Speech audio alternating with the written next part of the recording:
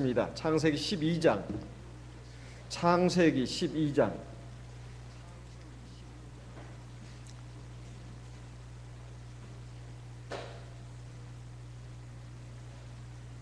창세기 12장 10절부터 봉독하겠습니다. 그 땅에 기근이 있으므로 아브라함이 애굽에 우거하려 하여 그리로 내려갔으니 이는 그 땅에 기근이 심하였습니다. 그가 애굽에 가까이 이를 때에 그 안에 살에들어 말하되 나 알기에 그대는 아리따운 여인이라. 애굽 사람이 그대를 볼 때 이르기를 이는 그의 아내라 하고 나는 죽이고 그대는 살리리니 원컨대 그대는 나의 누이라 하라. 그리하면 내가 그대로 인하여 안전하고 내 목숨이 그대로 인하여 보존하겠노라 하니라. 14절. 아브라함이 애굽에 이르렀을 때에 애굽 사람들이 그 여인의 심히 아리따움을 보았고 바로의 대신들도 그를 보고 바로 앞에 칭찬함으로 그 여인을 바로의 긍으로 취하여 드린지라. 이에 바로가 그를 인하여 아브라함을 후대함으로 아브라함이 양과 소와 노비와 암수 나귀와 약대를 얻었더라. 17절. 여호와께서 아브라함의 아내 사레의 연고로 바로와 그 집에 큰 재앙을 내리신지라. 바로가 아브라함을 불러서 이르되 네가 어찌하여 나를 이렇게 대접하였느냐? 네가 어찌하여 그를 네 아내라고 내게 고하지 아니하였느냐? 네가 어찌 그를 누이라 하여 나로 그를 취하여 아내를 삼게 하였느냐? 네 아내가 여기 있으니 이제 데려가라 하고. 20절. 바로가 사람들에게 그의 일을 명하며 그들이 그 아내와 그 모든 소유를 보내었더라. 아브라함은 우리에게 있어서 믿음의 조상으로 잘 알려져 있습니다. 그런데 아브라함이 처음부터 완전한 믿음을 가지고 우리의 믿음의 조상이 된 것은 아닙니다. 그가 처음에는 아주 단순했습니다. 정말 순전한 믿음을 가지고 하나님의 말씀을 좇아서 자기 본토 친척 아비집을 떠나서 모든 것을 버리고 그리고 자기의 가족과 자기가 가진 재산을 가지고 하나님 말씀을 좇아서 가나안으로 갔습니다. 그런데 이렇게 단순하고 순전한 믿음을 가진 아브라함이었지만은 그의 믿음을 시험하는 시련이 닥쳐왔습니다. 하나님이 약속하신 땅입니다. 가나안 지역은 하나님이 약속하신 땅이에요. 내가 너와 네 후손에게 줄 것이다. 이렇게 약속하신 가나안 땅에, 약속의 땅에 극심한 기근이 닥쳤습니다. 가뭄과 흉년이 들어가지고 자기와 자기 가족들 그리고 종들 그리고 자기가 거느린 가축들을 먹여 살 수 없을 것 같은 그런 염려와 두려움이 엄습해 왔습니다. 예나 지금이나 사람들에게 있어서 먹고 사는 문제는 별거 아닌 것 같지만은 이것은 굉장히 중요한 문제고 근본적인 문제입니다. 이것이 발단이 돼가지고 신앙의 시험을 당하고 그로 인해서 믿음을 떠나는 경우가 종종 있습니다. 과연 하나님의 약속은 변경이 된 걸까요? 하나님이 주신 땅이고 하나님 너희 이 땅에서 살아라고 인도해 주셨는데 대체 왜 이런 시련과 어려움이 왔단 말입니까? 약속의 땅에 하나님이 약속하신 복지에 어찌 이런 어려움이 닥쳐가지고 도저히 살 수가 없는 이런 고통과 염려가 찾아왔냐는 겁니다. 사실 아브라함은 지금까지 하나님께서 돌봐주셨고 인도해 주셨습니다. 그래서 먹고 사는 문제에서뿐만 아니라 삶에 어떤 근심이 없었습니다. 자식이 없다는 거 하나 외에는 고통이 없었단 말이에요. 그런데 이제는 근본적인 세계 위기에 봉착을 했습니다. 이때 사실 아브라함은 하나님을 온전히 믿고 의지해야 했습니다. 그런데 그 위대한 믿음의 조상 아브라함도 우리와 마찬가지로 마음도 약하고 의지도 약하고 또 불완전한 그러한 믿음을 가진 그러한 사람이었습니다. 연약한 사람이었습니다. 아주 기본적인 삶의 문제가 닥쳤을 때 그는 그것을 견딜 만한 그 믿음에 아직 이르지 못했던 겁니다. 그래서 그것을 스스로의 힘으로 해결해 보려는 유혹을 떨쳐버릴 수가 없었어요. 그래가지고 온갖 어려움을 무릅쓰고 천신만고 끝에 하나님이 약속하신 땅 가나안에 왔지만은 이 기본적인 그 문제들 앞에 아브라함도 어쩔 수가 없었습니다. 그래가지고 오늘 읽은 말씀에 보게 되면 아브라함이 애굽에 거주하려고 그리로 내려갔다 나옵니다. 그 이유가 바로 아브라함이 하나님께 약속받은 그 가나안 땅에 기근이 심하였기 때문이라고 말하고 있습니다. 그래가지고 결국 애굽에 내려가서 아브라함이 해결한 것은 뭡니까? 그리고 육신적으로 먹고 사는 문제는 당장 해결되는 것 같았습니다. 그런데 더 큰 위기에 봉착을 했습니다. 자기 아내를 뺏기고 그리고 정말로 말로 다 할 수 없는 정신적인 고통과 시험에 빠져들게 됐습니다. 근데 자기 아내를 뺏기고 얻은 것이 뭡니까? 양과 소와 노비와 암수 나귀와 약대를 얻었다고 나옵니다. 한번 생각해 봅시다. 내 아내를 뺏기고 내 남편을 뺏기고 먹을 건 얻었습니다. 과연 정상적인 사람이라면 행복하겠습니까? 사람이 먹고 사는 문제가 잠깐 해결됐다 해서 행복해지는 건 아닙니다. 그래가지고 정말 큰 봉변을 당하고 정말 하나님의 약속이 물거품처럼 되는 그 위기에 봉착하게 됐습니다. 현실적인 그 문제를 놓고 하나님 앞에 맡기고 하나님 의지해서 하나님이 해결해 주시기를 간구하는 것이 아니라 하나님께 상의하는 것이 아니라 자기 마음대로 애굽으로 갔습니다. 뭐 그렇다 해서 사람이 어디 살다가 이사하고 그 잘못입니까? 이민 가는 것이 잘못입니까? 그것이 아닙니다. 그걸 말하는 게 아니에요. 하나님이 약속하신 그 자리 그걸 떠났다는 겁니다. 하나님을 믿는 신앙을 떠났다는 것입니다. 이것이 문제입니다. 그래서 아브라함이 결국 봉착한 것은 더 큰 위기였고 더 큰 위험이었고 더 큰 고통이었고 더 큰 상처였습니다. 그리고 더 큰 수모와 수욕이었습니다. 이렇게 아브라함이 이렇게 갔을 때 사실 아브라함은 하나님을 의지해야 했습니다. 우리가 살아가는데도 마찬가지입니다. 사실 염려와 근심이 없는 사람이 없습니다. 먹고 사는 문제에서부터 시작해가지고 사람답게 살아야 되는데 그렇지 못하는 것에 대한 염려, 이런 것들이 항상 우리를 근심하게 하고 염려합니다. 오늘의 육신적인 어려움, 먹고 사는 문제에서부터 시작해가지고 건강 문제, 직업 문제, 또 우리 자식들의 진로 문제, 그 밖에 여러 가지 문제들이 있습니다. 이런 문제를 가지고 우리가 걱정하고 근심을 하는데 사실 오늘의 근심 걱정거리는 사실 내일에 대한 근심 걱정거리기도 합니다. 어느 유명한 우리 한국의 대학 교수님이 한국 사람이 행복하지 못하는 이유를 두 가지를 들었습니다. 하나는 미래에 대해서, 미래를 현재에 살지 않고 미래에 산다는 겁니다. 그 미래에 산다는 것은 뭐 미래에 대한 어떤 좋은 희망을 가지고 기대를 가지고 산다는 뜻이 아니라 뭐 장래 일에 대해서 미리 땡겨서 걱정한다는 거예요. 그래가지고 지금 현재 그 어려움을 그 미래로 연결시켜가지고 미래도 굉장히 더 힘들어질 것이고 어려워질 것이다 걱정을 한다는 것입니다. 그래서 한국 사람들은 지금 현재 생활이 여유가 있어도 만족스러워도 걱정을 하고 그렇지 못하면 더더욱 걱정을 합니다. 미래는 불투명하고 또 어둡고 괴롭고 힘들 것이다. 그래가지고 내가 정말 행복하게 살지 못할 것 같다. 그래서 걱정을 한다는 것입니다. 두 번째, 다른 사람과 비교를 한다는 겁니다. 비교를 한다는 거예요. 그래서 어린아이가 학교 가서 이제 시험을 보고 왔는데 수학 시험을 봤는데요 100점을 받았습니다. 그래서 집에 와서 말을 합니다. 엄마 나 100점 맞았어. 그러면 보통 엄마들이 잘했다 잘했어 참 기분 좋다 이렇게 하는 것이 아니라 너희 반에 100점 맞은 애가 또 몇 명이냐 이렇게 묻는다는 겁니다. 너 말고 100점 맞은 애가 또 몇 명이나 돼. 그래서 그걸 확인을 합니다. 오직 자기 아이가 100점 혼자 맞아야 되는 거예요. 다른 아이들 100점 맞으면 그건 안 되는 겁니다. 그 시험이 쉬웠구만.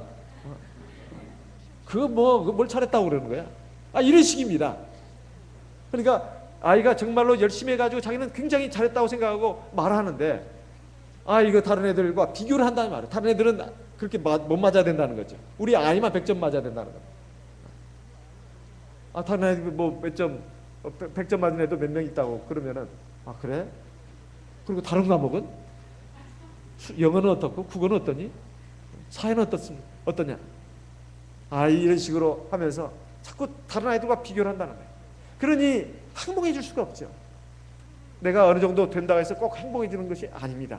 나보다 더 잘 사는 사람도 있고 더 잘 된 사람이 있다 이 말이에요. 그거 항상 비교하면 만족스럽지 못합니다. 교회 와서도 그렇고 사회에 나가서도 그렇습니다. 이러니 행복해질 수 없다는 거예요. 정말 하나님을 믿고 의지한다면 하나님께 맡겨야 되는 겁니다. 내 삶의 현재의 모든 것들을 맡겨야 할 뿐만 아니라 미래도 맡겨야 되는 겁니다. 그런데 맡기지 않습니다. 시편 55편을 보겠습니다. 시편 55편 22절 같이 읽겠습니다. 시편 55편 22절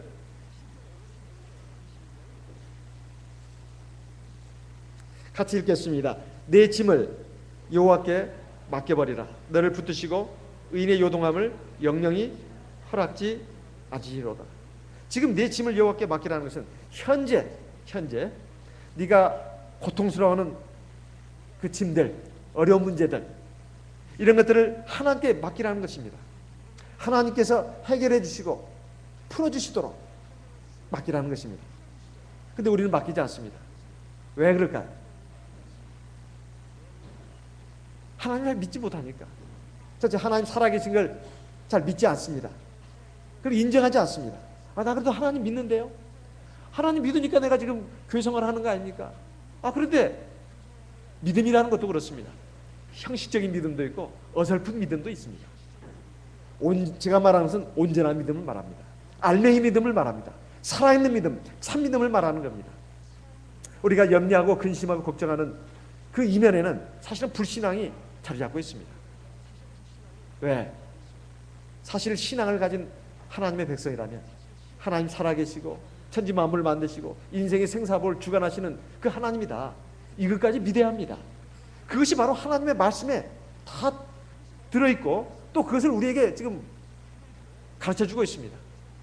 근데 하나님 말씀을 아무리 우리가 들어도 우리는 늘 그냥 교회 문만 예배드리고 교회 문만 열고 밖으로 나가면 또 세상적인 그 생각, 근심, 걱정에 휩싸여가지고 인간적인 마음으로 생각으로 산다 이 말이에요.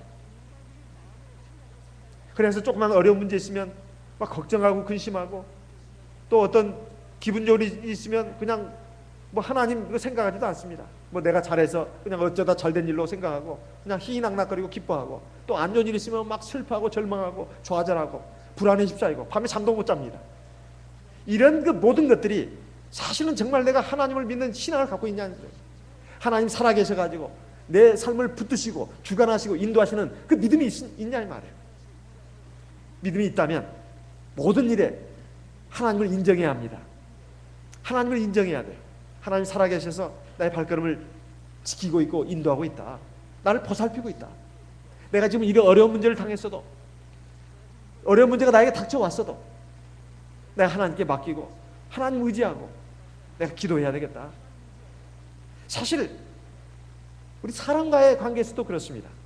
내가 어떤 귀중한 물건을 갖고 있습니다.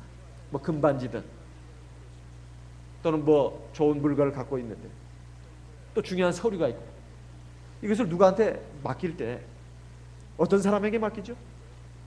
믿을 만한 사람에게 맡깁니다. 믿을 만한 사람에게 맡겨요. 내 금반지 다이아몬드 뿐만 아니라 중요한 서류, 중요한 일 누구한테 맡기는가? 믿을 만한 사람에게 맡깁니다. 믿지 못하는 사람에게 귀중품을 맡기지 않습니다. 우리가 사람과의 관계에서도 그렇습니다. 하나님과 우리와의 관계도 그렇습니다. 우리가 하나님께 맡기지 못하는 이유는 근본적으로 하나님 믿지 않기 때문에 그렇습니다. 믿는 모양새만 있을 뿐이에요. 껍데기만 믿는 것입니다. 속은 안 믿는 것이다 이 말이에요. 믿음도 하나의 습관이고 무슨 뭐 요식행위가 돼가지고 믿는 생활 같지만 믿지는 않는다 이 말이에요. 안식일을 거룩하게 지켜라. 온전히 쉬어라. 믿지 않는 겁니다. 내가 공부해야 되는데, 나가서 돈 벌어야 되는데, 하루 내가 공부 안 하면 큰일 날 것처럼 생각한다 이 말이에요. 그리고 직장 또는 사업 그 문 닫으면 아주 망할 것처럼 생각한다 이 말입니다. 그러니까 교회 와 있어도 불안한 겁니다. 오늘 공부해야 되는데, 내일 시험인데, 월요일날 시험인데, 학생은 학생대로, 부모는 부모대로, 또는 직장인은 직장인대로 하나님 완전히 신뢰하지 않기 때문에 안식일에 와도 안식일 지키는 게 아니다 이 말이에요. 몸만 와 있는 겁니다. 몸만 와 있는 거예요. 그리고 교회 와서도 세상적인 얘기합니다. 세상적인 근심 걱정거리 얘기합니다. 하나님 믿지 않는 겁니다. 하나님 살아계시고 지켜보시고 우리를 보살펴 주시고 인도해 주시고 지금 은혜를 주시는 것을 모르는 것이다 이 말이에요. 모르는 겁니다. 그리고 믿지 않는 겁니다. 그러니까 믿는 것 따로, 현실적인 걱정, 불안, 걱정거리는 따로 이렇게 되는 겁니다. 현실 생활과 믿음이 분리되는 그 생활을 한다 이 말이에요. 하나님 믿지 않기 때문에 그렇습니다. 하나님 정말 믿는다면 먼저 학생은 학생대로, 부모된 자는 자녀들을 위해서 안식일을 지켜야 된다. 이걸 가르쳐 줘야 합니다. 세상에서 가장 자원이 없는 국토에 하나님이 세우신 민족이 바로 이스라엘 민족입니다. 가나안 땅. 그런데 세상에서 가장 우수한 민족으로 지금 인정받고 있는 민족이 바로 이스라엘 민족입니다. 노벨상의 33% 이상을 차지하고 있고 미국의 상위 계층을 점령하고 있는 사람들이 유대인이라고 내가 들었습니다. 이건 세계 각국의 사람들이 모르는 사람이 없어요. 그것은 왜 그렇습니까? 유대인들 학교를 가보게 되면 정규 학교 시간은 9시라면, 오전 9시라면 그들은 8시 시작한답니다. 1시간 동안 뭘 하느냐? 바로 구약 성경 읽고 암송하는 일을 한다는 거예요. 그리고 안식일이 되면 철저하게 문을 닫습니다. 일을 쉽니다 이 말이에요. 그리고 하나님을 경배하러 갑니다. 이들의 이런 모습은 어디서 나온 것입니까? 하나님 살아계신다는 거예요. 그리고 하나님 우리를 돌보아 주신다는 겁니다. 그에 대한 믿음이 있기 때문에 그렇게 하는 겁니다.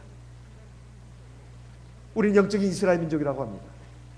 이 영적인 이스라엘 민족이 이제 장차 육적인 이스라엘 민족을 구원해야 될 책임을 가지고 있습니다. 하나님의 구원의 경륜이 마지막 날 이제 유대인들을 구원받게 하는 것으로 되어 있습니다. 그리고 세상 끝날이 오는 걸로 되어 있습니다. 그런데 우리 영적인 이스라엘 민족이 육적인 이스라엘 민족보다 신앙이 못해서 되겠습니까? 그건 아닙니다. 우리가 정말로 하나님을 믿는다면 하나님께 맡겨야 됩니다. 현실적인 어려운 문제도 맡겨야 됩니다.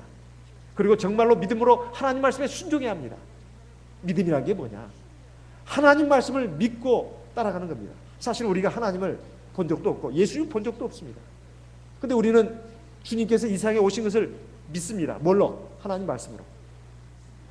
그리고 세례도 받았습니다. 그리고 성령까지 받았습니다. 그것도 하나님 말씀에 그렇게 성령을 받는 것으로 나와 있으니까 우리가 믿은 겁니다. 그러니까 구하니까 하나님 성령 주신 거예요. 우리 지금 방황기도 하고 있지 않습니까? 그것이 다 하나님의 말씀으로 된 거 아니에요? 그때 그 겨자씨만한 믿음이라도 있었기 때문에 우리가 그 신락 같은 믿음을 가지고, 겨자씨만한 믿음을 가지고 하나님이 계신가? 지금 눈에 보이는 것은 현실 세계인데, 물질 세계인데 하나님은 아무 형체도 안 보이고 소리도 안 들리고 느낌도 없어. 감촉도 없단 말이지. 냄새도 안 나. 근데 우리는 하나님 믿습니다. 그 믿음이 굉장히 어려운 믿음입니다. 사실은 정말 겨자씨만한 믿음이에요.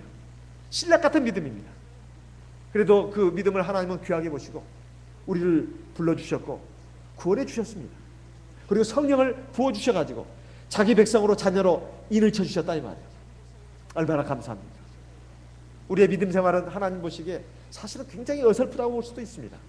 왜냐하면 우리가 하나님 말씀을 들어도 건성으로 듣는 데가 많고 늘 자기 고집과 생각이 있습니다. 그리고 하나님 말씀을 자기 마음에 맞으면 받아들이고 안 맞으면 막 뱉어낸다 이 말이에요. 심지어는 반항신도 같습니다. 그건 현실이 안 맞는다고. 그렇게 살다가는 망한다고. 자기에게 맞는 말씀 그것만 조금 받아들일 뿐입니다. 그렇다 해서 그 말씀도 온전히 순종하는 것도 아닙니다. 그냥 감상만 할 뿐이죠. 그래 맞긴 맞아. 하지만 그 말씀대로 살기는 어려워. 이런 식입니다. 그러다 보니까 하나님의 능력이, 하나님의 은혜가 온전히 나타나지 않는 겁니다. 그래도 하나님은 사랑이 많으신 분이에요. 정말 인자와 긍휼이 풍성하신 하나님입니다. 이렇게 덜 떨어지고 이렇게 변죽이 죽을 듯하고, 하나님 우리를 보실 때는 정말로 사랑할 만한 사랑이 못 될 수도 있습니다. 그런데도 하나님은 정말 큰 사랑으로 우리를 사랑하고 있습니다.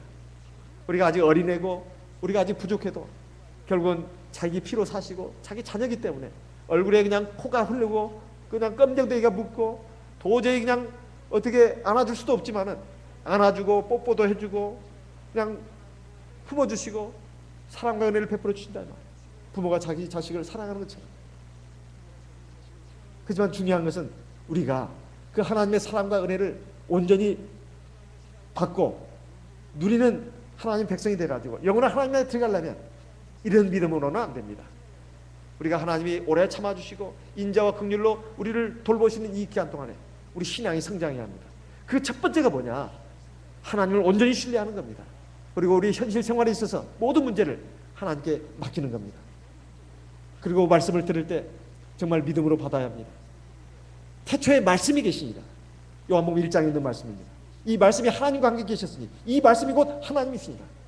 그리고 그 후반부에 가게 되면 말씀이 육신이 되어 우리 가운데 나타나셨습니다. 하나님의 품 안에 있는 독생자라, 이런 말씀입니다.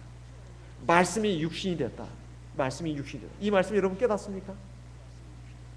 아니, 말씀이라고 하는 것은 로고스인데, 로고스, 헬라어로 로고스, 삶의 이치 또는 우주의 법칙, 원리, 이런 뜻으로 번역이 됩니다. 그런데 하나님의 말씀을 중국 성경은 도라고 번역하고 있습니다. 따오. 그런데 우리는 하나님의 말씀으로 말하고 있지 않습니까? God's word, 하나님의 말씀. 하나님의 말씀. 그 말씀이 육신이 돼서 나타났다 이 말이에요. 왜 하나님을 말씀이라고 표현했겠습니까? 하나님이 영이신데 왜 하나님을 말씀으로 표현했냐 이 말이에요. 우리가 하나님을 인식할 수 있는 방법이 뭐냐 이 말입니다. 바로 하나님의 말씀을 통해서 하나님이 어떤 분인가를 알지 않습니까? 첫째, 하나님이 계신가 안 계신가? 하나님은 유일하신 참신이신가 아니면 여러 신 중에 하나일 뿐인가? 또 하나님의 사랑과 은혜는 뭐고 하나님의 진리는 뭔가? 하나님이 말씀하신 공의는 무엇인가? 하나님이 우리에게 뭘 원하시는가? 하나님과 우리와의 관계는 뭔가? 내가 하나님 앞에서 어떻게 살아야 되는가? 어떤 신앙으로 나가야 되는가? 그래야 내가 구원을 받고 영원한 생명을 얻고 참된 복을 얻는가? 이것을 알게 되는 것이 하나님 말씀이 아니냐. 이 총체적으로 하나님의 말씀이 바로 하나님이라는 뜻입니다. 그 말씀 가지고 잘 모르겠으니까 그 하나님은 정말 막연하게 안개 속에 있는 그런 실체는 실체인데 아주 너무 우리가 파악하기 어렵습니다. 그런데 그것을 그 말씀이 바로 육신이 돼가지고 우리에게 나타나셨는데 하나님의 은혜와 진리가 충만하더라. 하나님의 영광이 충만하고 하나님의 은혜와 진리가 충만하다가 요한복음 1장에 기록되어 있습니다. 우리가 하나님을 믿는다고 하는데 사실 우리의 믿음이라고 하는 것이 그 실체가 뭔가? 정말 내가 하나님을 어떻게 믿고 있냐 이 말이에요. 하나님의 말씀을 우리가 예배 시간에 와서 먼저 하나님의 말씀을 많이 듣지 않습니까? 예배 시간의 80% 이상이 하나님 말씀 듣는 시간입니다. 그리고 앞뒤로 기도가 있고 그리고 찬송이 있습니다. 제일 중요한 것이 하나님 말씀 듣는 겁니다. 그리고 그 하나님의 말씀을 가지고 믿음이 생긴 믿음으로 우리가 하나님께 기도하는 것이죠. 영적으로 소통하는 겁니다. 두 번째 중요한 것이 기도입니다. 하나님의 말씀과 기도. 그리고 거기에서 막 은혜가 넘치니까 저절로 찬송이 나오는 거예요. 그런데 말씀 다 제대로 듣지도 않고 기도 제대로 하지 않으면서 찬송 부르는 것은 이건 세상 유행가 부르는 것보다 더 낫지만은 사실은 이거는 자기 만족감으로 부르는 찬송도 많아요. 세상 일반 교인들 가운데 보면 우리 참여주교회는 그런 사람이 없겠습니다만 자칫 잘못하면 그렇게 됩니다. 일반 교회는 성령이 없기 때문에 찬송을 굉장히 강조를 합니다. 찬송은 좋은 겁니다. 정말 아름다운 거예요. 하지만 믿음이 없이 부르는 찬송은 그건 일반 가곡 부르는 것과 별반 차이가 없습니다. 우리 신앙의 핵심을 갖다가 하나님의 말씀에 두고 기도에 둡시다. 그리고 거기에서 나오는 그 기쁨과 은혜로 저절로 찬송이 나와야 돼요. 곡조가 좀 틀려도 괜찮습니다. 어쨌든 그리고 또 입으로만 부르는 곡조 붙여서 붙이는 찬송만이 찬송이 아니라 우리가 하나님의 영광을 나타내고 간증하는 것도 찬송입니다. 성경에 말하는 찬송은 다 그런 의미입니다. 실제로 노래를 부르라는 뜻이 아니라 그것도 포함해서 하나님의 영광을 나타내라는 거예요. 하나님 살아계심을 증거하는 겁니다. 그게 바로 찬송입니다. 우리가 그렇게 되려면 우리가 하나님께 맡겨야 된다 이 말이에요. 우리가 하나님 말씀을 온전히 신뢰해야 됩니다. 그것은 어떻게 나타나는가? 우리가 어떤 어려운 문제가 닥쳤을 때 하나님의 약속을 믿고 신앙의 자리에서 떠나지 않는 것입니다. 어떤 분은 말합니다. 지금은 학생 때니까 공부를 많이 해야 된다. 그래서 내가 상급학교에 진학할 때까지, 그리고 직장을 잡을 때까지, 또 부모도 그렇게 말합니다. 아이가 지금 현실적으로 중요한 것은 공부 아닙니까? 그 안식일 좀 못 지킨다고 그 뭐가 됐습니까? 이렇게 말합니다. 또 직장인은 직장인대로, 사업을 하는 분은 사업을 하는 분대로 내가 지금은 너무 할 일이 많습니다. 직장 생활도 열심히 해야 되고 그래야 직장에서 인정받고 눈밖에 안 납니다. 그리고 사업도 굉장히 어려운 문제가 많습니다. 이것이 어느 정도 본궤도 올라가면 내가 그때 교회 나가겠습니다. 안식일 시키겠습니다. 그때까지만 제발 목장님 참아주세요. 기다려주세요. 언뜻 들으면 이해 못할 바가 아닙니다. 그래도 그러면 안 된다고 이렇게 말합니다. 왜 그럴까요? 언뜻 인간적으로 생각하면 그 말이 맞는 것 같습니다. 그런데 시간을 두고 한번 보세요. 지금 당장 공부한다고 뭐한다고 또 직장일 때문에 사업 때문에 교회 안식일날 안 나오고 그렇게 되면 사람이라는 것은 얼마나 약한 존재인지 모릅니다. 점점 이제 하나님에 대해서 잊어버립니다. 하나님에 대해서 잊어버려요. 이렇게 신앙생활에 시간이 두다 보면은 세상의 죄악과 유혹이 가만히 있습니까? 그의 영혼을 이제 공격할 겁니다. 그래가지고 마음이 굳어지고 양심이 타락해가지고 하나님 경외하는 것을 잊어버립니다. 학생들도. 그리고 교회 생활을 하지 않는 기간 동안에 알게 모르게 짓는 죄들이 있습니다. 어쩔 수 없이 갖게 되는 죄책감, 부끄러움 때문에라도 교회 못 나오게 됩니다. 사실 공부하는 거, 직장 생활하는 거, 그리고 사업하는 거, 그것만 생각하는 것이 아닙니다. 그 이면에는 여러 가지 복잡한 일들이 많이 있다 이 말이에요. 나쁜 친구 만나서 또는 자기 공부만 하는 것도 아니지 않습니까? 나쁜 것도 보고 나쁜 친구도 만나고 좋지 못한 장소도 가고 직장인은 직장인대로 사업하는 사람대로 술집에도 가잖아요. 그런데 교회 나오는 그런 직장인들은, 하나님 백성들은 술자리에 가도 술을 먹지 않으려고 합니다. 그냥 음료수를 달라고 하죠. 어쩌다 술 한잔 먹게 되더라도 굉장히 양심의 가책을 느낍니다. 가책을 느껴가지고 하나님 앞에 와서 회개 기도하고 내가 이걸 어떻게 지혜롭게 풀어갈 것인가 그걸 생각을 하고 또 기도도 합니다. 그러면 내가 받기는 받아도 밑으로 내려놓고 그걸 부어버리고 또 음료수를 이렇게 채워가지고 먹어야 되겠구나. 그럼 지혜도 생긴다 이 말이에요. 근데 교회를 안 나오는 사람들은 어떠냐? 직장은 좋은 직장 들어간지 모릅니다. 그런데 우리 한국의 사회가 그러지 않습니까? 출근하는 사회잖아요. 그러면 교회를 안 나오는 사람들은 그냥 주거니 받거니 마십니다. 김아부개씨 교회 나간 줄 알았더니 술도 잘 마시네요. 술은 그러면서 이제 마시다 보면은 그것이 교회를 나갈 수 없게끔 만드는 양심의 어떤 가책이 되는 겁니다. 그리고 술만 마시지 않습니까? 좋지 못한 장소에 가면 여자들도 나오잖아요. 그래가지고 나는 아무개씨가 너무 좋아요. 그래서 치근댔거리고 유혹하고. 그럼 자기도 모르게 누가 와서 참 손이 너무 멋져요. 너무 남자답해요. 또 잡으면 나 이러면 안 되는데. 그래서 이래도 안 되는. 왠지 모르게 기분이 좋고. 그러면서 마음으로도 죄를 짓고 또 다른 죄를 질 수도 있습니다.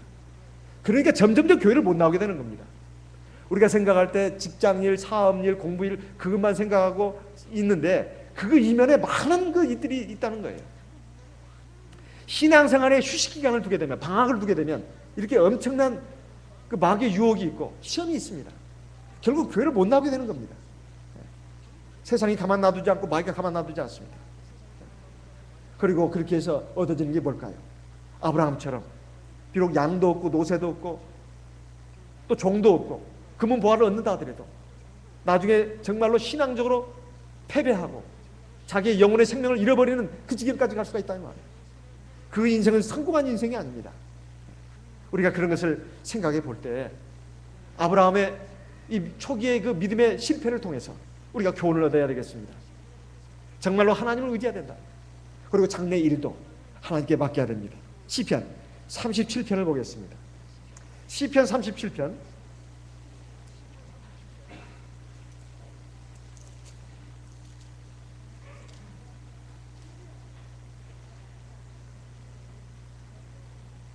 4절부터 보겠습니다. 시편 37편 4절. 또 여호와를 기뻐하라. 제가 네 마음의 소원을 이루어 주시리로다. 5절부터 같이 읽겠습니다. 6절까지. 너의 길을 여호와께 맡기라. 저를 의지하면 저가 이루시고 네 의를 빛같이 나타내시며 네 공의를 정오의 빛같이 하시리로다. 너의 길을 여호와께 맡기라고 하는 것은 미래를 맡기라는 뜻입니다. 우리는 현재 여러 가지 문제를 가지고도 고민하고 괴로워하고 힘들어하지만 사실은 그 현재를 갖다가 미래로 연결시켜 가지고 걱정하고 염려하는 경우도 많습니다. 그것이 결국 불신앙으로 불순종으로 나아가게 하는 그런 계기가 되기도 합니다. 그런데 여기에 말씀이 무슨 말씀입니까? 네 여호와를 기뻐해라. 그리고 너의 길을 여호와께 맡겨라. 너의 걸어가는 길을 하나님께 맡기라는 뜻입니다. 그리고 하나님을 의지하라는 뜻이에요. 그랬을 때 하나님이 함께 하시고 은혜를 베푸신다는 겁니다. 그런데 아브라함은 믿지 못했어요. 하나님이 이 약속의 땅까지 나를 불러와 주셨는데 왜 이렇게 기근이 있는가? 우리 하나님의 백성들도 종종 그런 생각을 합니다. 내가 이렇게 하나님을 잘 믿고 교회 생활 잘하는데 나에게 왜 이런 어려움이 오는가? 어려움이 올 수 있습니다. 올 수 있어요. 그것은 그의 믿음을 연단하기 위한 겁니다. 그리고 하나님이 나를 그것을 통해서 더 근신하게 하고 더 겸손하게 하고 더 성실하게 하기 위해서입니다. 어렵고 힘든 가운데서 자라난 사람들이 대부분 딴 생각을 안 합니다. 그리고 잘못된 그 길로 안 나간다 이 말이에요. 왜냐하면 지금 생존의 문제가 걸려 있는데 어떻게 다른 데 정신을 쓸 수 있냐 이 말입니다. 그리고 하나님 믿는 백성이라면 하나님만을 의지합니다. 만약에 아브라함이 애굽에 기근이 닥쳤다 하더라도 그 애굽 땅을 떠나지 않고 내가 죽으면 죽으리라고 있었다면 어떻게 됐을까요? 하나님이 반드시 먹을 걸 주십니다. 그리고 그 문제를 해결해 주십니다. 근데 아브라함은 당시에 아직 그런 완전한 믿음에까지는 이르지 못했습니다. 내가 차라리 죽을지언정 내가 믿음 생활 해야 되겠다. 조금만 어려우면 내가 교회를 나가는데 왜 나에게 어려움이 오냐 하면서 교회를 떠나는 사람들이 있습니다. 신앙생활을 포기하는 사람이 있어요. 그리고 하나님 말씀대로 산다는 것이 너무나 우스꽝스러운 겁니다. 내가 하나님 말씀대로 살아도 별것이 없네. 한번 돌아보시기 바랍니다. 얼마나 하나님의 말씀에 온전히 순종했다고 그런 말을 하냐 이 말이에요. 자기가 생각할 때 자기를 지금 속이는 말을 하고 있는 겁니다. 하나님의 말씀도 어설프게 듣고 어설프게 순종해 놓고서 그 알량한 그 순종을 가지고 마치 자기가 하나님 말씀을 온전히 순종해서 살았는데 그런 식으로 착각을 한다 이 말이에요.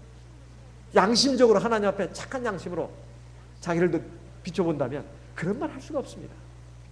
사실은 하나님 말씀이 여러 각도에서 우리를 온전하게 위해서 주어지는데 그 극히 일부분만 좀 믿고 순종했을 뿐인데 그걸 갖다가 얼마나 하나님 말씀에 따라서 살았는데 왜 나에게 이런 것이 오냐고 그렇게 한다면 그것은 정말로 잘못된 생각입니다.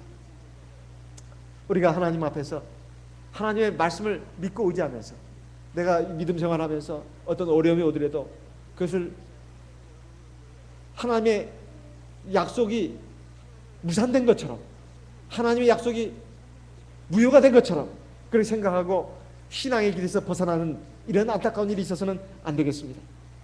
그래서 아브라함은 어떻게 했습니까? 애굽에 내려가 가지고 보니까 지금 아브라함 나이가 이제 75세가 넘었지 않습니까? 75세가 좀 됐지 않았습니까? 그의 아내의 나이는 65세입니다. 그런데 굉장히 아름답다고 이렇게 나와 있어요. 아마 그 당시에는 그 나이가 그 정도 들어도 굉장히 아름다웠던 모양입니다. 근데 요즘도 그 건강시대라 그런지 제가 보면 60대 계시는 물론 분들이나 70대 계신 분들 굉장히 아름다운 분이 많은 것 같아요. 특히 대방교회는 아마 거울 보시면서도 내가 왜 이렇게 예쁘지? 이렇게 생각하시는 분도 있을 것 같습니다. 그러니까 잘 먹고 건강에 힘을 쓰면은 또 아름다워질 수도 있다 이렇게 생각이 됩니다. 그런데 그 애굽의 그 바로의 대신들이 너무 아름다운 여인을 가진 그 족장이 왔다고 그래가지고 이제 물어보니까 부인이 아니라는 거예요. 누이 동생이라는 겁니다. 아브라함은 자기가 죽임을 당할까봐 이렇게 거짓말을 했습니다. 창세기 20장 10절부터 보겠습니다. 창세기 20장 10절. 창세기 20장 10절.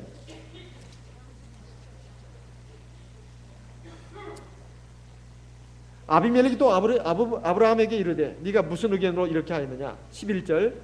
아브라함이 가로되 이곳에서는 하나님을 두려움이 없으니 내 아내를 인하여 사람이 나를 죽일까 생각하였으며 12절. 또 그는 실로 나의 이복 누이로서 내 처가 되었습니다. 이복 누이 동생은 맞습니다. 그런데 지금 아내가 됐지 않았습니까? 근데 아브라함이 그렇게 한 이유는 그곳 사람들이 하나님을 두려워하지 않고 함부로 남의 부인도 뺏어다가 자기 아내로 삼는 이런 악행을 서슴없이 저지르니까 아브라함이 그런 거짓말을 했다고 우리는 볼 수 있습니다. 그런데 사실 아브라함은 자기 목숨이 위태로워지니까 자기 아내를 시켜가지고 제발 나의 아내라고 하지 말고 누이 동생이라고 하라.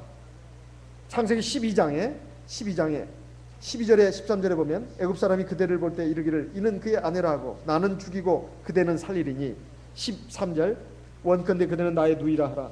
그리하면 내가 그대로 인하여 안전하고 내 목숨이 그대로 인하여 보존하겠노라 하니라. 사람의 신앙이 좋을 때는 참 사랑이 커집니다. 그리고 나보다 남을 위해서 희생까지 할 수도 있습니다. 그러면서 기쁨을 느낍니다. 좀 믿음이 떨어지게 되면 자기밖에 모르는 사람이 돼요. 점점 이기적인 사람이 됩니다. 그래가지고 하나님 말씀과 정 어긋나는 그런 일도 서슴지 않고 한다는 말이에요. 그래서 믿음이 참 중요합니다. 그래서 예전에 양요한 목자님이 하신 말씀이 생각이 납니다. 사랑에서 믿음이 나오는 것이 아니고 믿음에서 사랑이 나온다. 저는 아주 핵심을 찌른 말씀이라고 생각합니다. 사랑에서 믿음이 나오는 게 아니다. 믿음에서 사랑이 나온다. 무슨 말씀일까요? 우리가 인간적으로 사랑한다 하지만은 인간의 사랑이 얼마나 어설프고 무의미하고 무력한지 우리 살아가면서 많이 느끼지 않습니까? 어쩔 때는 죽고 못 사는 사이처럼 했던 사람이 나중에 보면 원수처럼 됩니다. 그리고 자기에게 그렇게 내가 그렇게 상대방이 그렇게 잘해줬어도 뭔가 서운한 점 하나가 있으면 지금까지 잘해준 것은 다 물거품처럼 사라져버린다는 말이에요. 그 한 가지 서운한 것 때문에 나를 그렇게 미워하고 그냥 도끼를 들고 달라든다 이 말이에요. 인간의 사랑이라는 것은 굉장히 무색한 겁니다. 남녀 간의 사랑도 그렇고 친구 간의 우정도 그렇고 또는 이웃 간의 그런 관계도 그렇습니다. 인간의 사랑이라고 하는 것은 하나님의 사랑이 아니기 때문에 한계가 있는 겁니다. 그러나 하나님의 사랑만 완전한 거예요. 그런데 그 인간의 사랑이 정말 온전한 사랑이 되려면 어떻게 해야 되느냐? 하나님의로부터 나와야 합니다. 하나님을 정말로 진실로 경외하는 사람, 하나님을 의지하고 하나님을 사랑하는 사람은 사람도 사랑할 수가 있습니다. 인간적인 의지와 감정으로 하는 사랑은 한계가 있고 때로는 무력하고 무의미한 것이 될 수도 있지만 하나님을 진심으로 경외하고 하나님을 사랑하는 그런 신앙인은 사람을 사랑할 때도 그 부족한 점, 약한 점까지도 헤아려가면서 사랑합니다. 이해하고 관용을 한다 이 말이에요. 그래서 믿음에서 사랑이 나오는 것이다. 이것은 정말로 핵심을 찌는 말입니다. 아브라함은 하나님에 대한 신앙이 약해지고 무너지니까 자기밖에 모르는 사람이 된다 이 말이에요. 자기 아내는 어떻게 되든 말든. 그리고 그 뒷일을 생각을 안 하는 겁니다. 얼마나 더 엄청난 불행이 엄청난 위기가 지금 기다리고 있는지 생각을 안 하는 거예요. 그러니까 이렇게 겉으로는 사실 같지만 또 틀린 말도 아닙니다. 사실은 누이 동생입니다. 이복 누이 동생입니다. 하지만 진실은 그건 아니지 않습니까? 진실은 자기 아내입니다. 그러니까 결국 이렇게 나갔습니다.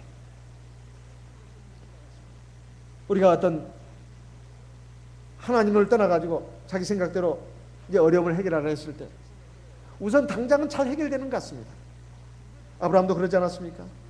양도 생기고 노새도 생기고 약대도 생기고 종들도 생기고 그리고 금은보화도 생겼습니다.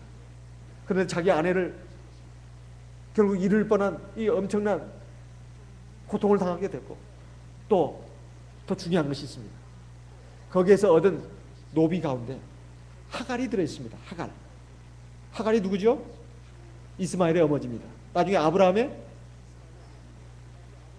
그 첩이 된 사람이죠. 오늘날 중동을 보게 되면 아랍 민족과 이스라엘 민족이 굉장한 갈등을 벌이면서 싸우고 있습니다. 그 아랍 민족들이 자기 조상이 누구라고 하냐? 이스마엘이라고 말합니다. 이스마엘. 우리의 조상도 아브라함이라는 거예요. 아브라함의 처자 그 이스마엘 자기들의 조상이라는 거예요. 만약에 아브라함이 가정법입니다. 애굽에 내려가지 않았다면 또 애굽에 내려갔어도 그렇게 하지 않았다면 역사는 바뀌었을 겁니다. 아브라함이 애굽에 내려간 것부터가 사실 문제였습니다. 거짓말한 거 이전에 하나님의 약속을 믿지 못하고 하나님이 자기와 함께 하시는 것을 믿지 못하고 애굽에 내려간 것부터가 문제였습니다. 그러니까 거기 가서 계속 일은 그렇게 나가는 겁니다. 신앙 자체가 이제 무너져 버렸으니까 거짓말도 하는 겁니다. 완전히 없어진 건 아니지만 결국 그렇게 해가지고 얻어진 것은 이득이 아니라 장래를 봤을 때, 먼 미래를 봤을 때 엄청난 화근이 됐고 불행의 씨앗이 됐던 것입니다. 당장 나에게 이익이 된다 해서 그 이익이 아닙니다. 정말 이것이 하나님이 기뻐하시는 것인가? 하나님의 말씀에 맞는 것인가? 이걸 판단해야 합니다. 내가 당장 지금 돈 많이 벌고 내가 당장 뭘 잘 되고 나에게 뭔가 이득이 되고 이걸 생각해서는 안 됩니다. 하나님의 백성이라면 하나님의 백성은 현재를 볼 것이 아니라 미래를 봐야 합니다. 미래를 봐야 합니다. 그랬을 때 그것이 진정한 신앙입니다. 그런데 결국 하나님이 이걸 수수방관하지 않았습니다. 바로의 궁에 엄청난 재앙을 내렸습니다. 그 17절에 보면 그 재앙의 내용이 구체적으로 나와 있지 않습니다. 17절에 창세기 10장 17절에 여호와께서 아브라함의 아내 사라의 용거로 바로와 그 집에 큰 재앙을 내리신지라. 큰 재앙을 내렸다고 말합니다. 그러니까 아마 바로의 왕자나 공주가 중병에 걸려가지고 죽었다든가 아니면 여러 가지 좋지 못한 일이 막 곳곳에서 막 불길한 일들이 일어나고 안 좋은 일들이 막 일어나고 그러니까 이것이 바로 우리가 어떤 신에게 잘못한 것이 아니냐. 그래가지고 지금 아브라함을 불러가지고 물어보니까 이게 결국 이제 알게 됐습니다. 아브라함이 안에 있는 사람을 갖다가 이렇게 바로의 궁으로 들어가지고 바로의 왕비가 되겠다. 이걸 알고는 이제 바로가 아브라함 불러가지고 네가 어째서 나에게 이렇게 했느냐? 네 아내를 왜 네 아내라고 하지 않고 네 누이 동생을 해가지고 이런 일이 일어나게 했느냐? 이렇게 안 좋은 일이 이 재앙이 우리 애굽 나라에 일어나게 했느냐? 막 그냥 물었습니다. 따졌습니다. 책망했습니다. 그러면서 자, 네 누이가 네 아내가 여기 있으니까 그래서 데려가라. 이렇게 이제 했는데요. 사실 하나님께서 왜 바로를 벌하지 않고 애굽 나라를 벌하지 않고 아브라함을 벌하지 않고 이 바로의 궁에다가 재앙을 내렸을까요? 이것이 바로 하나님의 그 사랑입니다. 비록 바로와 그의 신하들은 모르고 했다고 하지만 하나님을 경외하지 않는 백성들입니다. 그리고 이 엄청난 불행한 사태를 막기 위해서 하나님이 재앙을 내리신 겁니다. 사실은 잘못한 것은 아브라함입니다. 근데 아브라함에게 재앙을 내리지 않았어요. 왜 그랬을까요? 아브라함의 그 믿음이 연약한 것을 하나님께서 불쌍히 보신 겁니다. 하지만 아브라함과 바로의 차이점이 뭐냐? 바로는 근본적으로 하나님을 인정하지 않습니다. 하나님 앞에서 패역한 민족이다 이 말. 그 민족의 왕입니다. 근데 아브라함은 비록 이렇게 잘못된 일을 했지만은 사실은 아브라함은 하나님을 경외하는 사람입니다. 하나님 백성이다 이 말이에요. 오늘 저와 여러분도 마찬가지입니다. 우리가 사실 이렇게 평안하게 살고 있는 것도 우리가 무슨 잘못이 없어서 평안하게 살고 있는 게 아닙니다. 하나님이 우리를 오래오래 참아주시고 기다려주시기 때문에 우리가 평안한 생활을 하고 있는 겁니다. 그래서 내가 어려움과 고통을 당할 때만 꼭 회개 기도해야 할 것이 아닙니다. 내가 평안할 때도, 내 삶이 여유로울 때도 하나님을 향해서 경외하는 마음을 가지고 하나님을 의지해야 합니다. 사실 하나님이 나의 여러 가지 많은 것들에 부족한 점을 알고 있어도 기다려주시고 참아주시는 겁니다. 이게 사랑입니다. 그래서 하나님께서 이렇게 아브라함을 사랑하시고 하시는 것은 바로 저희를 향한 것과 같습니다. 이런 하나님의 사랑을 알고 우리가 나갈 때 우리는 하나님 앞에 온전한 사람으로 설 수가 있습니다. 결국 아브라함은 애굽에서 바로 왕으로부터 받은 그런 재물, 그 자기 소유를 이끌고 애굽을 떠나가지고 어디로 왔느냐? 다시 가나안 땅으로 왔습니다. 어디로 왔을까요? 처음 가나안 땅에 와가지고 하나님 앞에 제단을 쌓고 예배를 드렸던 곳으로 왔습니다. 창세기 13장에 보게 되면 창세기 13장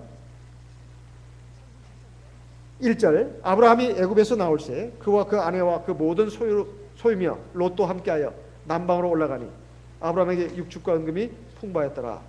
그래가지고 3절 그가 남방에서부터 발행하여 베델에 이르며 베델과 아이 사이 전에 장막 쳤던 곳에 이르니 4절 그가 처음으로 단을 쌓은 곳이라. 그가 거기서 여호와의 이름을 불렀더라. 아브라함이 하나님의 말씀을 따라서 가나안 땅에 와가지고 처음으로 단을 쌓고 하나님께 예배를 드렸던 곳, 그곳으로 왔습니다. 우리도 마찬가지입니다. 우리가 살아가면서 내가 하나님 앞에서 온전한 신앙생활을 못해서 때로 방황하고 잘못할 수도 있습니다. 하지만 아브라함이 믿음의 조상으로 불러질 수 있었던 것은 모든 문제 1에서 100까지 하나도 결격 쌓이고 않고 완전 무결했다. 그래서 믿음의 조상이 된 것이 아닙니다. 사람이 육신은 약하고 믿음이 약하고 마음이 약해서 때로 잘못할 수도 있고 때로 교회도 안 나올 수도 있습니다. 그렇지만은 그 잘못된 길에서 회개하고 돌이킨다는 것이 얼마나 중요한지 모릅니다. 그래가지고 하나님 앞에 나와서 회개하고 다시 신앙을 회복한다는 것, 사실 하나님은 이것을 기뻐하십니다. 우리의 있으면서 아직도 여러 가지 문제를 안고 있는 양들도 하나님은 사랑하시지만은 우리 밖에 떠난 한 마리 양도 하나님은 굉장히 소중하게 보십니다. 집 나간 탕자도 돌아오기를 기다리신다 이 말이에요. 문제는 돌아오는 겁니다. 돌이키는 것입니다. 그리고 처음 자리로 오는 겁니다. 처음 하나님을 사랑했던 그 자리, 그 자리로 돌아오는 것. 이것을 하나님 기대하십니다. 아브라함처럼 하나님 명령을 어기고 잠시 세상으로 나갔다 하더라도 다시 돌이키고 하나님 앞으로 나오는 것. 하나님이 이것을 원하십니다. 하나님이 약속하신 그 자리로 돌아오는 것. 하나님이 이것을 간절히 바랐습니다. 아브라함은 하나님에 대한 믿음이 있었기 때문에 돌아올 수가 있었습니다. 비록 적은 믿음이지만, 불완전한 믿음이지만 다시 하나님 앞에 나올 수 있었습니다. 시련과 고난을 당하면서, 수욕을 당하면서, 내가 하나님을 떠났기 때문에, 하나님 말씀을 저버렸기 때문에, 하나님이 약속하신 그 자리에 머물지 않았기 때문에 나에게 이런 고통이 왔고 수치가 왔구나. 그리고 아내를 뺏긴 그 밤은 아마 잠을 못 잤을 겁니다. 내가 어쩌다가 이 지경이 됐는가. 자기의 돌아온 그런 길을 아마 돌아봤을 겁니다. 내가 뭘 잘못했지? 하나님 앞에서 뭘 잘못했지? 그것도 하나님 앞에서, 하나님 말씀 앞에서 생각을 해야 답이 나오는 것이지, 인간적으로 생각하면 답이 안 나옵니다. 또 엉뚱한 답을 나와요. 엉뚱한 답을 받아놓고서 그게 답이라고 생각하고 또 엉뚱한 길로 나갑니다. 우리가 인생의 여러 가지 그 길에서 문제를 만났을 때 해답을 찾으려면 하나님 앞에서, 하나님 말씀 앞에서 찾아야 합니다. 그러면 하나님께로 돌이킬 수가 있어요. 우리가 하나님 앞에 지금 나와서 예배도 드립니다. 예배 드리고 이제 어떤 분은 녹음 테이프도 가져가고 어떤 분은 설교 요약문도 가져갑니다. 그래가지고 이걸 갖다가 조용히 교회에 안 나오는 자기 남편한테 좀 읽어보라고 책상머리에 슬그머니 올려놓습니다. 또 우리 자식들도 읽어보라고 또 우편으로 보내기도 합니다. 이름은 바꿔가지고 교회에서 누가 보낸 것처럼. 다 생각하는 것입니다. 다 그리고 늘 기도합니다. 내 남편을 위해서, 내 아내를 위해서, 그리고 내 자녀들을 위해서. 그러면 언젠가 하나님이 반드시 그를 붙들어 주시고 인도해 주실 날이 옵니다. 우리에게는 그런 믿음을 가져야 됩니다. 하나님이 인생의 발걸음을 주관하시고 지도하시고 인도하신다는 것. 그리고 하나님은 돌이키는 그것을 굉장히 기뻐하신다고 하는 것. 아브라함은 그 광활한 땅에서 왜 다른 곳으로 가지 않고 하필이면 그가 처음 하나님 앞에 단을 쌓았던 곳으로 돌아왔을까요? 비뚤어져가는 자기 인생, 하나님께서 주권적으로 개입하셔가지고 간섭하셔가지고 자기를 구출해 주셨습니다. 경제적인 어려움이라는 것도, 육신적인 어려움이라고 하는 것도 자기가 발버둥 친다고 해서 그것이 극복되는 것이 아닙니다. 하나님이 함께 하시고 도와주셔야 다 해결할 수가 있습니다. 모든 문제가 다 그렇습니다. 우리가 하나님 앞에 믿음을 가지고 나와서 하나님의 은혜를 받는 저희들이 되어야 되겠습니다. 우리가 그러한 하나님의 백성이 될 수 있도록 우리 하나님 앞에 더 믿음을 구합시다. 제가 아는 어떤 형제가 있습니다. 불신자 집안에서 자라났습니다. 그런데 시골에 우리 교회가 이제 들어오게 됐고 서게 됐습니다. 아동반 예배에 참석해가지고 굉장히 참 은혜를 받고 또 성령까지 받았어요. 교회 아버지는 어머니는 일찍 세상을 떠셔가지고 재혼을 했는데 그 계모가 어찌 자기를 괴롭히는지 아버지도 덩달아서 자기를 괴롭혔습니다. 배다른 동생들보다도 자기를 그렇게 구박하고 힘들게 했습니다. 더군다나 교회 나가는 것 때문에. 교회 나가지 마라. 교회 갔다가 오면은 막 붙잡아서 때리고 그 성경책은 막 그 보는 앞에서 불에 태우고 막 매도되고 그래서 도저히 그러면서 학교 가지 말라고. 뭐 너 교회 갔으니까 학교 가지 말라고. 그래가지고 막 책도 다 태워버렸습니다. 그래가지고 이 형제가 초등학교 이제 3학년 4학년밖에 안 됩니다. 내가 이렇게 살아서는 안 된다. 무엇보다 내가 신앙생활을 할 수가 없구나. 그리고 내 이렇게 해가지고서는 공부도 못하고 어떻게 해야 될까? 정말 그래가지고 고민한 끝에 그래 집을 떠나야 되겠다. 그래가지고 정말 수중에 가진 돈이 없었습니다. 그런데 이제 뭐 어떻게 해가지고 막 자기 집을 빠져나왔습니다. 그래서 걷고 해가지고 저 다른 이제 그 시골에 어떤 농가로 가게 됐어요. 가서 닭 키우는 그 양계장 그 집에 제발 나를 좀 받아주세요. 내가 무엇이든지 일을 하겠습니다. 나를 좀 밥만 먹을 수 있게 해주세요. 시킨 일 다 하겠습니다. 그렇다면 네가 우리 양계장 일을 좀 도와라. 그리고 너의 잘 곳은 저 양계장에서 저쪽 그 구석에서 자라. 그래가지고 이 형제는 이제 어린아이가 부모를 떠나지 않았습니까? 자기 신앙 생활을 좀 제대로 하고 싶어서 떠났는데 정말 하나님을 의지할 수밖에 없었어요. 그래서 기도를 해야 되는데 기도할 곳이 없어요.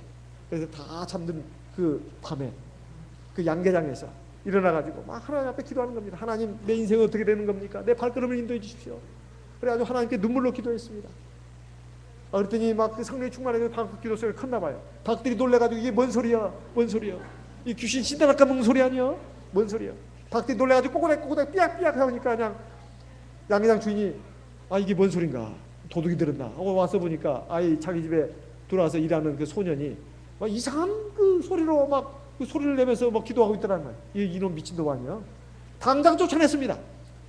그래가지고 이 소년은 야간 열차를 타고 서울에 올라갔죠.